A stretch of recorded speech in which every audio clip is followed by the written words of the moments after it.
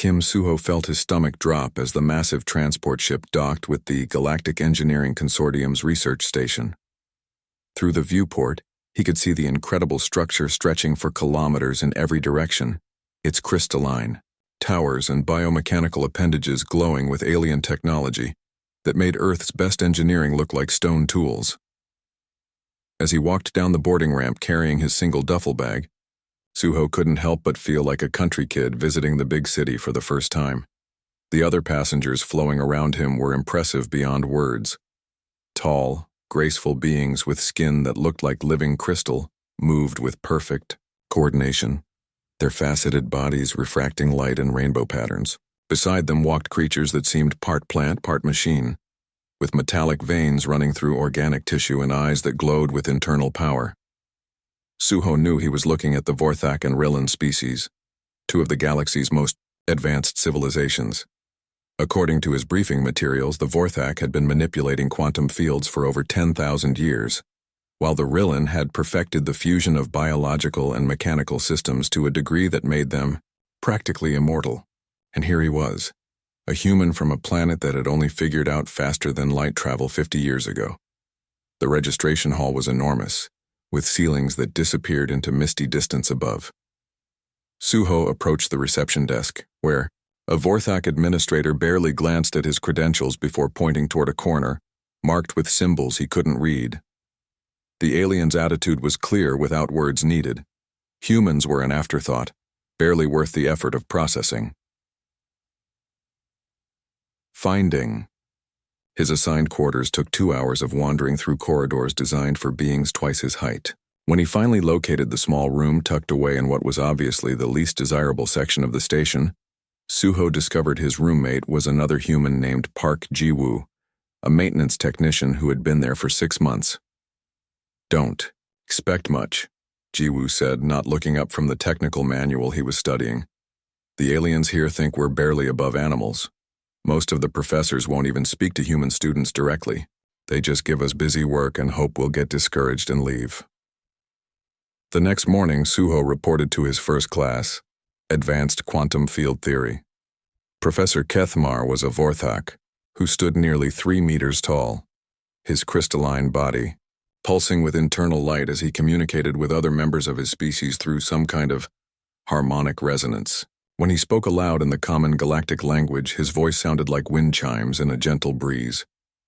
"Today we have a new student," the professor announced, though he didn't look at Suho directly. "A human. While their species shows some primitive understanding of basic physics, they lack the cognitive architecture necessary for true comprehension of advanced engineering principles. Mr. Kim, you will be assigned to basic maintenance duties. Perhaps by observing your betters you might learn something useful." The other students, all either Vorthak or Rillan, didn't even acknowledge Suho's presence. To them he wasn't a fellow student but more like a pet that had somehow wandered into their classroom. Suho's daily routine became a grinding repetition of menial tasks. While the alien students worked on projects involving exotic matter manipulation and quantum field generators, he cleaned energy conduits with a simple sonic tool, cataloged spare parts in dusty storage rooms, and performed basic diagnostics on equipment that the real students were too important to bother with. The worst part wasn't the boring work or even the constant dismissal from his classmates. It was the growing realization that maybe they were right. When he tried to read the advanced textbooks, the mathematics made his head hurt. The concepts seemed to require ways of thinking that human minds simply weren't built for. The Vorthak could process 17 different quantum states simultaneously, while the Rillan could interface directly with machines through their biomechanical implants. What could a human possibly contribute to this level of science? But as weeks passed, something strange began to happen. While cleaning in the lower levels of the station, crawling through maintenance tunnels that the larger aliens couldn't access, Suho started noticing things. The power distribution grid had inefficiencies that created heat buildup in junction boxes. Energy was being wasted through poorly calibrated relay switches. Backup systems weren't properly synchronized with primary ones. These weren't huge problems, and apparently they weren't obvious to anyone else. But Suho could see them clear as day. probably because he was the only one actually getting his hands dirty with the physical systems instead of just running theoretical calculations. He tried to mention these observations to Professor Kethmar, but the Vorthak dismissed him with a wave of one crystalline hand. "Humans see patterns where none exist," the professor said. "Your species evolved to hunt animals on a primitive world. You are not equipped to understand the sophisticated engineering of galactic civilization." Still, Suho kept noticing things, and slowly he began to realize that maybe being underestimated wasn't entirely a bad thing. While everyone expected nothing from him, he was free to observe, to learn, and to see problems that the brilliant alien minds were somehow missing. The alarm sound was unlike anything Suho had ever heard before. It wasn't the simple beeping of a fire drill or the steady wail of an air raid siren. This was a deep, pulsing tone that seemed to vibrate through the station's hull and into his bones, making his teeth ache and his vision blur at the edges. Even more unsettling was watching how the alien students reacted. The normally composed Vorthak began flickering rapidly between different colors, their crystalline bodies cycling through brilliant reds and oranges in what Suho had learned was their equivalent of panic. The Rillan students' biomechanical parts started clicking and whirring in frantic patterns, their organic components sweating a strange blue fluid. Within minutes, every screen throughout the station switched to emergency broadcasts. The images showed Nexus Prime, a massive shipyard facility that Suho had only seen in textbooks. It was the size of a small moon, its countless docking bays and construction platforms stretching across space like a metallic spiderweb. This was where the galaxy's most important vessels were built. Everything from the massive peacekeeping ships that prevented wars between star systems to the hospital ships that carried medical aid to distant worlds. But now, something was terribly wrong. The facility's exotic matter containment field, a shimmering bubble of energy that surrounded the entire structure, was flickering like a dying light bulb. The news broadcasts explained in increasingly frantic tones that the field was collapsing, and when it finally failed, the exotic matter inside would explode outward in something called a quantum cascade reaction. Suho didn't fully understand the physics involved, but the consequences were clear enough. The explosion would destroy not just Nexus Prime, but 3 entire star systems, 17 inhabited planets. Over 40 billion people of various species would die in an instant, vaporized by energies that could crack planets like eggs. The consortium, immediately transformed from a peaceful academic institution into a crisis response center. Professor Kethmar and the other faculty members worked with desperate intensity, their usual arrogance replaced by genuine fear. Teams of the galaxy's most brilliant minds collaborated around the clock, their advanced computers running calculations that would have taken Earth's fastest supercomputers centuries to complete. Suho watched from the sidelines as Vorthak quantum theorists interfaced directly with massive crystal matrices, their consciousness splitting across multiple dimensions as they tried to model solutions to the containment failure. Their crystalline bodies pulsed with data streams, processing information at rates that made human thought seem glacially slow. Meanwhile, teams of Rillan bioengineers attempted to grow organic solutions, literally cultivating living machines, that could interface with the exotic matter on a cellular level. Day after day, the news got worse. Each proposed solution failed spectacularly during computer simulations. The Vorthak's quantum models couldn't account for the chaotic variables in the exotic matter's decay pattern. The Rillan's biological approaches were rejected by the containment systems security protocols. Even when both species worked together, combining their crystal computation power with biomechanical innovation, they couldn't find an answer. Suho spent those weeks continuing his mundane maintenance duties, but now the work felt surreal. He was cleaning energy conduits while some of the galaxy's greatest minds struggled to prevent the deaths of billions. Sometimes he would pause in his work to watch the news updates, seeing the countdown timer that showed how much time remained before the containment field reached critical failure. The evacuation fleets were a sight that chilled him to the bone. Thousands of massive ships positioning themselves at what experts calculated was the minimum safe distance from the blast zone. But even calling it a safe distance was optimistic. The quantum cascade would release so much energy that space itself might be damaged in ways that could affect nearby star systems for generations. After 5 weeks of failure, Suho finally worked up the courage to approach Professor Kethmar. The Vorthak was exhausted, his usually brilliant crystalline body dim and flickering with stress patterns. Suho had never seen an alien look so defeated. "Professor," Suho said carefully, "I was wondering if I could look at the technical data from Nexus Prime. Maybe a fresh perspective might help." The response was swift and harsh. Professor Kethmar's body flared bright red, the Vorthak equivalent of anger.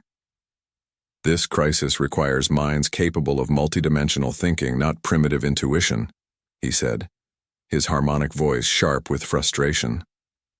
"Your species processes information linearly, one thought at a time.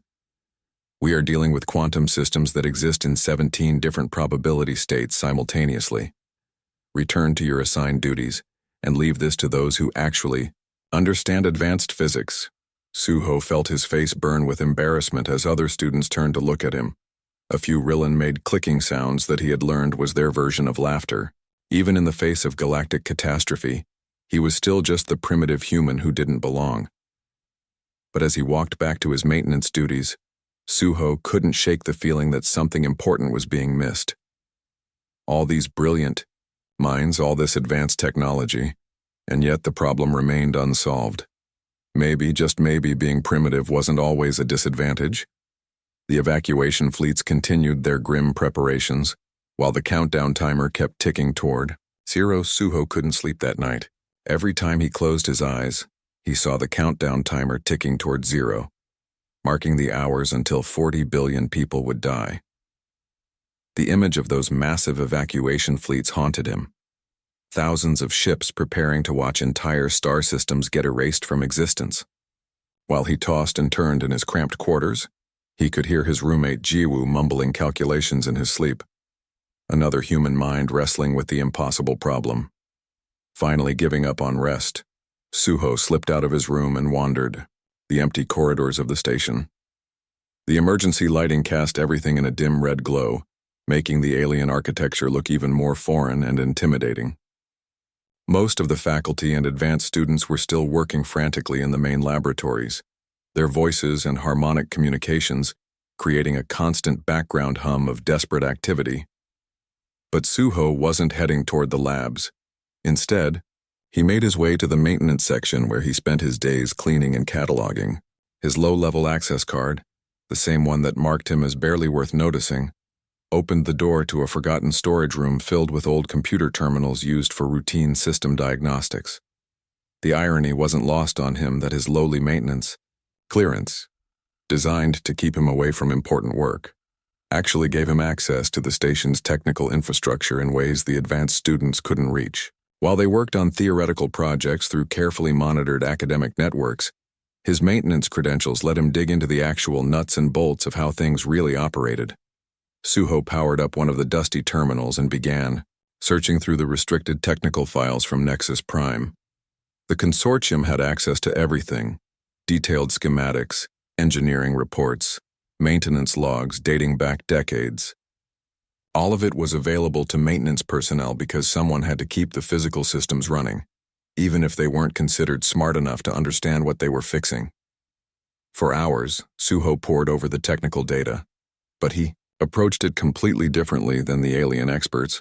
While the Vorthak focused on quantum mathematical models and the Rillan analyzed biomechanical integration possibilities, Suho traced the actual physical systems. He followed power conduits, mapped cooling systems, studied the mechanical linkages that connected the exotic matter containment field generators to their control systems.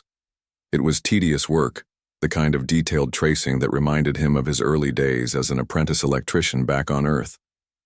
But humans were good at this kind of methodical physical thinking.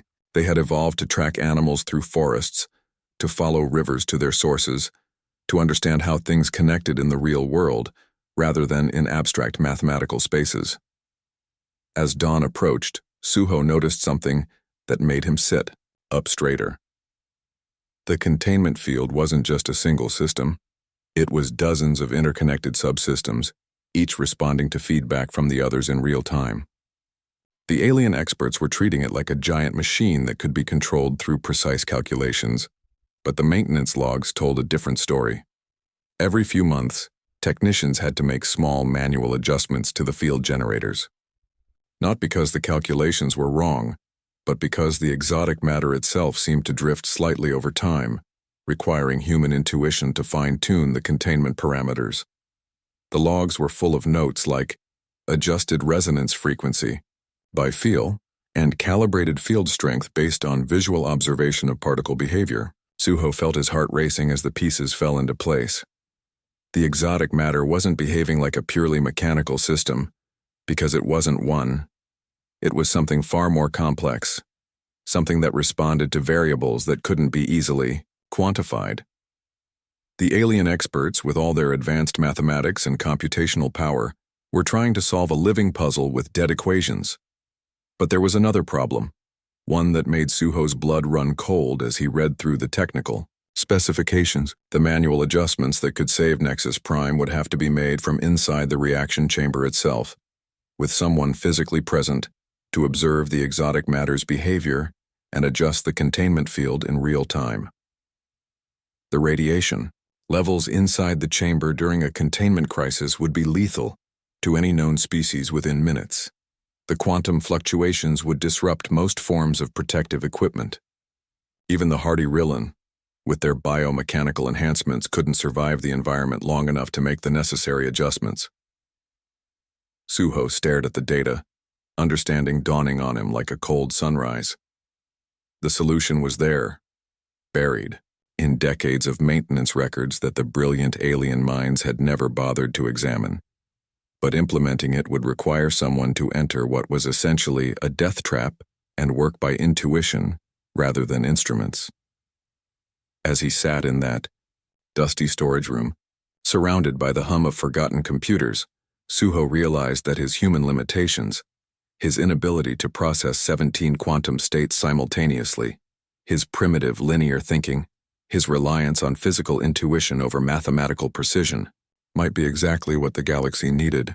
The question was whether he had the courage to volunteer for what would almost certainly be a suicide mission. Time was running out. The containment field at Nexus Prime had less than 18 hours before complete collapse, and Suho knew that no amount of theoretical calculations would save 40 billion lives. He had found the answer buried in maintenance logs that the galaxy's greatest minds had ignored, but now came the terrifying part, convincing someone to let him try. Professor Kethmar's reaction was exactly what Suho expected. The Vorthak's crystalline body flared bright orange with what Suho had learned was their equivalent of disbelief, mixed with anger. "Absolutely not," the professor said, his harmonic voice sharp enough to make nearby equipment vibrate. "You want to enter a radiation field that would kill a Rillan in minutes, based on maintenance reports written by technicians who barely understand basic physics." But desperation was setting in throughout the station. Every sophisticated solution had failed, and the evacuation fleets were already reporting that they might not be able to get far enough away in time.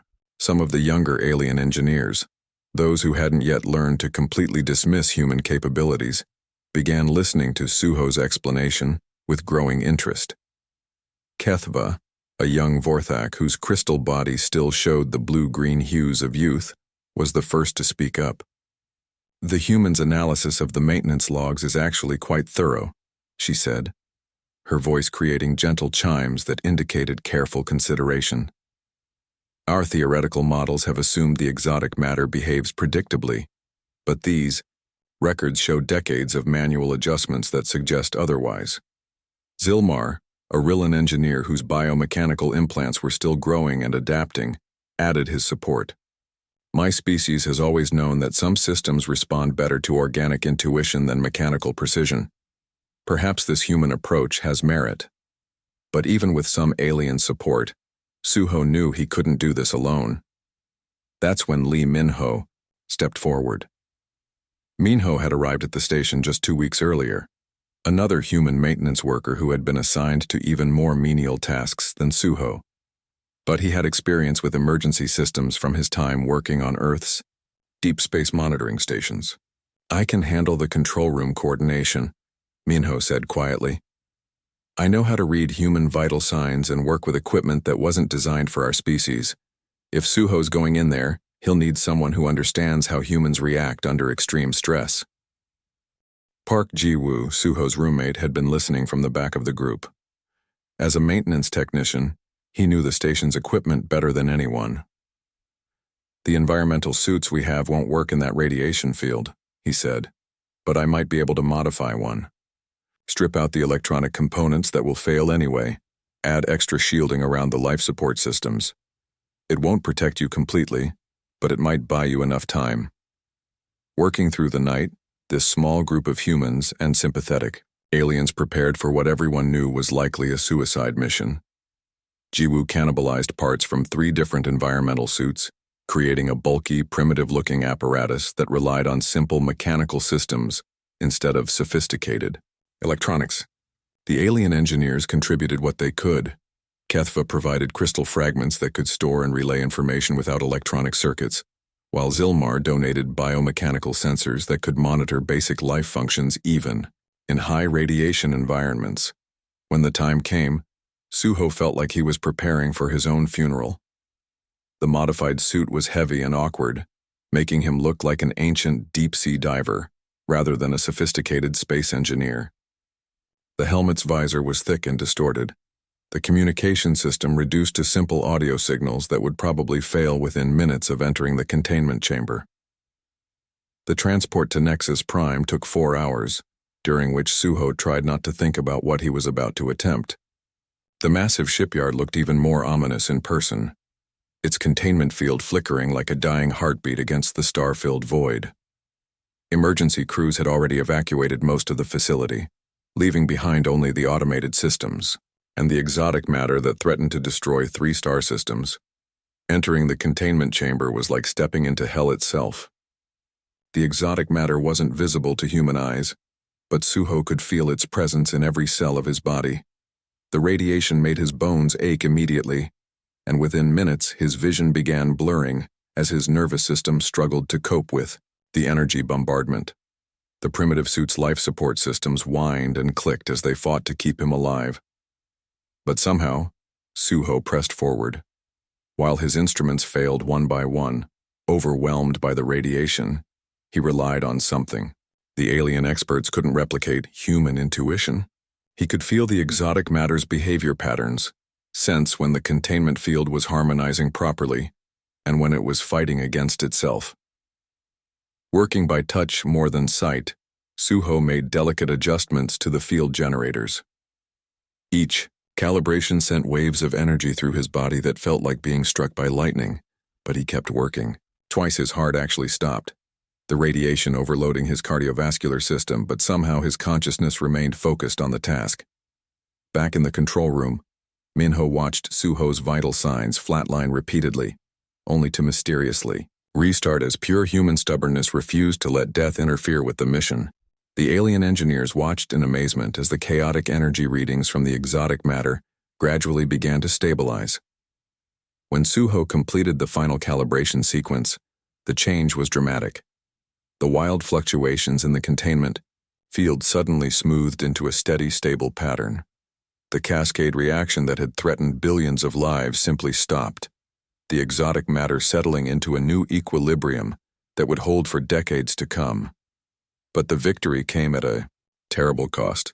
Suho collapsed as multiple organ systems began shutting down from radiation damage, his primitive suit finally failing as he lay unconscious on the chamber floor. The medical bay at Nexus Prime became the most heavily monitored location in the galaxy. For the first time in recorded history, medical teams from over 30 different species worked together on a single patient.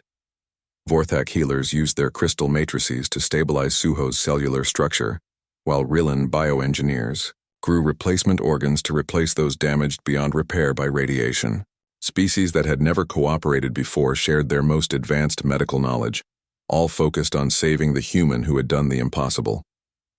Suho drifted in and out of consciousness for weeks, his body fighting battles on a cellular level that most beings couldn't survive.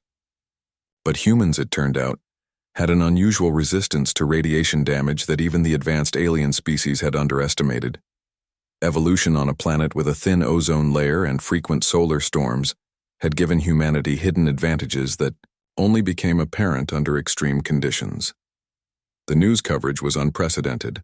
Every inhabited world in the galaxy followed Suho's recovery with the same intensity usually reserved for wars or natural disasters. Children of dozens of species drew pictures of the human engineer who had saved their star systems. Songs were composed in harmonics that human ears couldn't even detect, celebrating the courage of a primitive species that had shocked the galaxy. But more important than the fame was what Suho's success meant for engineering itself. Within days of the Nexus Prime crisis being resolved, teams of alien scientists were studying every detail of his approach. What they discovered changed everything they thought they knew about problem solving. The exotic matter stabilization technique that Suho had used became known as the Suho Protocol, but it was much more than just a technical procedure. It represented a completely different way of thinking about complex problems. While alien species relied on theoretical models and computational analysis, Suho had used intuitive observation and hands-on adjustment. He had treated the exotic matter not as a mathematical equation to be solved, but as a living system to be understood and guided. Engineering schools across the galaxy began rewriting their curricula. The University of Vorthak Prime, which had produced quantum theorists for 10,000 years, suddenly found itself teaching courses on intuitive problem-solving and physical system analysis. Rillen Biomechanical Institute started requiring students to work with their hands instead of just interfacing through technological implants. Professor Kethmar, who had dismissed Suho so completely just months before, became one of the most vocal advocates for what scholars began calling human methodology. In a speech that was broadcast to every engineering school in known space, the Vorthak professor admitted his mistake with a humility that shocked his crystalline colleagues. "We had assumed that advancement required abandoning primitive approaches," Kethmar said, his harmonic voice carrying notes of genuine regret. "But the human Kim Suho showed us that some problems can only be solved by combining advanced knowledge with fundamental instincts. We must learn to value different types of intelligence, not just computational complexity." When Suho finally recovered enough to leave the medical facility, he found that his world had completely changed. The Galactic Engineering Council, the most prestigious scientific body in known space, offered him membership as their first human representative. It was a position that had been held exclusively by the galaxy's most advanced species for over 50,000 years. But Suho's appointment was just the beginning. Other humans who had been struggling in menial positions suddenly found doors opening that had been locked for generations. Choi Yuna, a human physicist who had been rejected from advanced programs 3 times, was accepted into the Quantum Research Institute on Vorthak Prime. Park Hyun, whose applications to biomechanical engineering programs had been dismissed without consideration, received offers from multiple Rillen universities. The galaxy was finally beginning to understand that intelligence wasn't just about processing power or technological sophistication. Different species brought different perspectives, and the greatest challenges required the widest possible range of approaches.